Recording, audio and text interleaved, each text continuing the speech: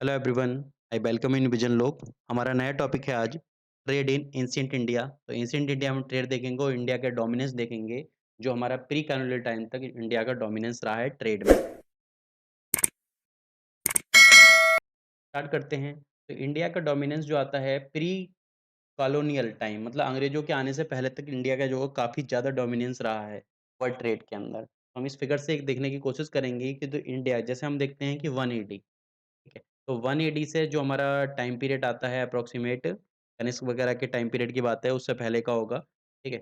तो इस time period से हम देखते हैं तो हमारा 1000 तक, मतलब जब तक इंडिया के अंदर कोई बाहर से अटैक होने स्टार्ट नहीं हुए थे, ठीक है। उसके बाद में यहाँ पर जो अटैक होने स्टार्ट होते हैं, इसमें तुर्क टर्क के अटैक होते हैं, फिर उनमें गौरी वगैरह के अटैक होते हैं। उसके बाद में क्या है, जैसे-जैसे अटैक इंडिया पे बढ़ते गए हैं और दूसरे का जो कब्ज़ा इंक्रीज़ होता गया है, तो फाइनली ब्रिटिश के आते-आते क्या हो गया है, यहाँ पर ब्रिटिश पूरी तरह से कैप्चर कर चुका है, ठीक है। 1857 के आस-पास हमारा ब्रिटिश ने पूरी तरह से कैप्चर कर लिया। तो इसका इंडिया का जो ट्रेड था, वर्ल्ड ट्रेड, वो क्या है, कितना इंक्रीज़ हो गया।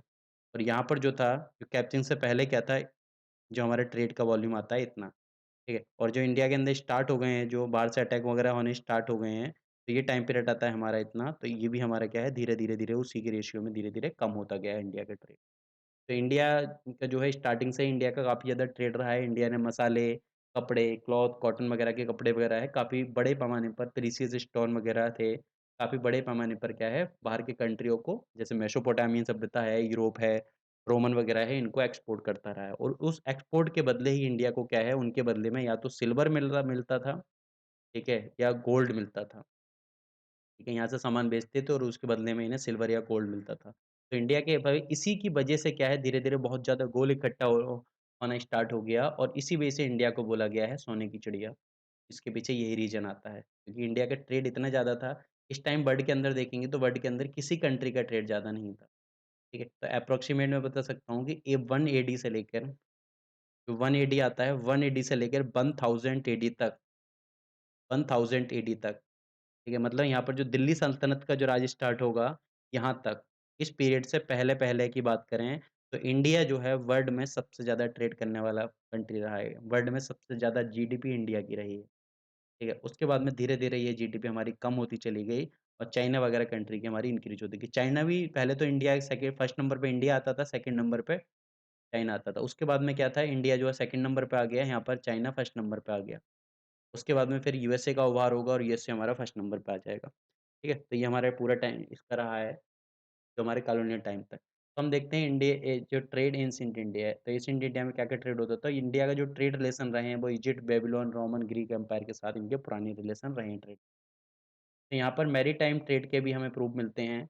इसके अलावा जो वैदिक, मौर्यन, कुषाण, गुप्ता, इन टाइम में भी दिखाई देते हैं। इसके अलावा साउथ जो इंडिया की जो डायनेस्टी आती हैं, पल्लव है, चोलास हैं, चालुक्य हैं, इनके टाइम में भी इंडिया के ट्रेड रिलेशन रहे हैं। तो ऋग्वेद के अंदर ये चीज़ बोला गया है, may our ship embark to all quarter of our earth. तो यहाँ पर मेंशन किया गया है वैदिक सीयरफेयर्स के लिए, ठीक है? कि वो जो है उसके लिए मोटो बताया गया है कि मतलब ट्रेड वगैरह को प्रमोट करने के लिए। ऋग्वेद कंटर्न करता है सी बोग्यास, undertaking for commercial and other purposes के लिए, ठीक है? तो गॉड वरुण को इसमें बोला जाता है कि God Varun is credit with the knowledge of sea route. तो गॉड वरुण है, उन्हें क्या है, जो सी रूट है उनकी नॉलेज है और उनको ही फ़ॉलो करती है, उसी नॉलेज को शिप वगैरह फ़ॉलो करते हैं। ये वैदिक पीरियड में बोला गया। उसके बाद में इंडस वैली सिविलाइज़ेशन के अंदर देखते हैं, यहाँ पर ट्रेड ज़्यादा और ज़्यादा स्ट्रॉन्ग हो जाता है। तो stabilized trade and commercial relation, other country के साथ हमारे रिलेशन और ज़्यादा स्ट्रॉन्ग होते हैं इंडस वैली सिविलाइज़ेशन के आस-पास। ठीक है? तो यहाँ पर हम देखते हैं, यहाँ पर दोनों टाइप से हम यूज़ करते हैं, इंटरनल और एक्सटर्नल ट्रेड भी यूज़ हुआ है और इसके अलावा जो ट्रेड होता था वो लैंड और बार्टर दोनों से होता था। ठीक है? लैंड के थ्रू हमारा क्या पर्सिया होते हुए या फिर जो तुर्कमेनिस्तान वगैरह होते हुए चाइना की तरफ जाता था, रसिया की तरफ जाता था और पर्सिया होते हुए अरब और यूरोप की तरफ जाता था। और वाटर की वजह से जो हमारा, वो भी हमारा यही रूट फ़ॉलो करता था।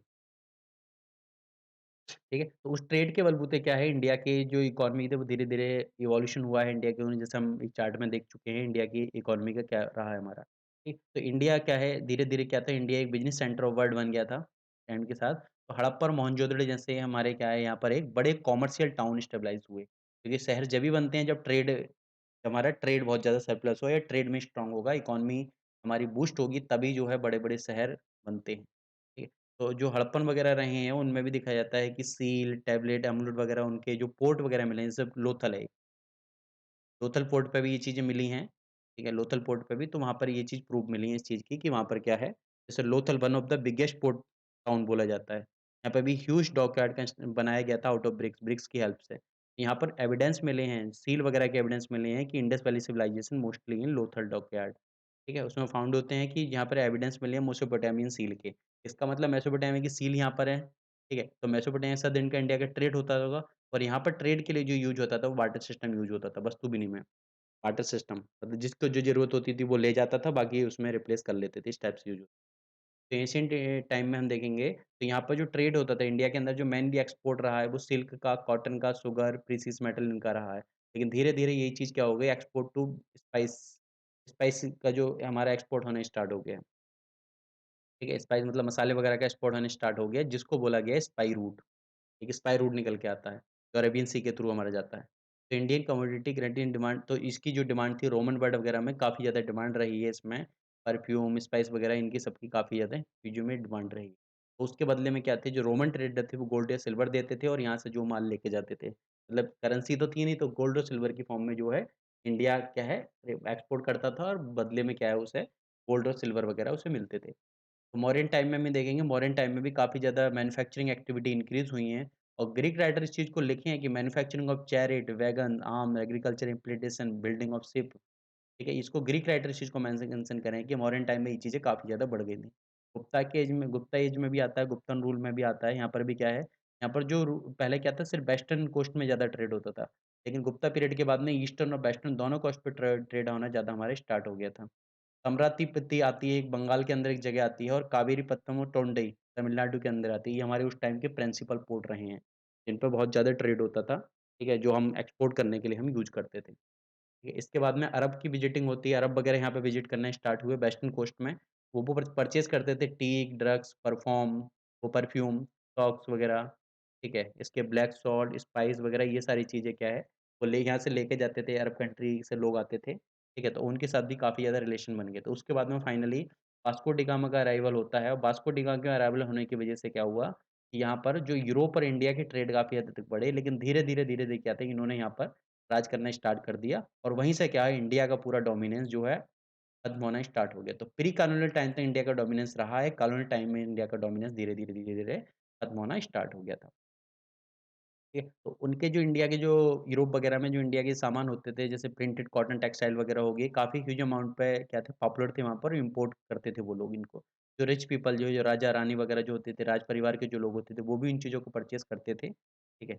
और 1970-30 के अंदर ब्रिटिश इंडिया कंपनी आती है, ठीक है? और पहले तो उसने क्या है ट्रेड करने के लिए इंडिया में आई थी और ट्रेड करने में क्या था उसने वो ऑर्डर देती है सामान के लिए, यहाँ से ऑर्डर लेके वो लोग जाते थे, ब्रिटेन जाते थे और वहाँ पर उस चीज़ को बेच देते थे। मतलब इन ₹10 की चीज़ खरीदी ₹100 में बेच देते थे। इतना ज़्यादा डिफरेंस चलता था, ठीक है? क्योंकि उनकी जो इंडिया के जो माल थे, इंडिया के जो वो थे कमोडिटी थी उसकी बहुत ज़्यादा डिमांड थी यूरोप के अंदर।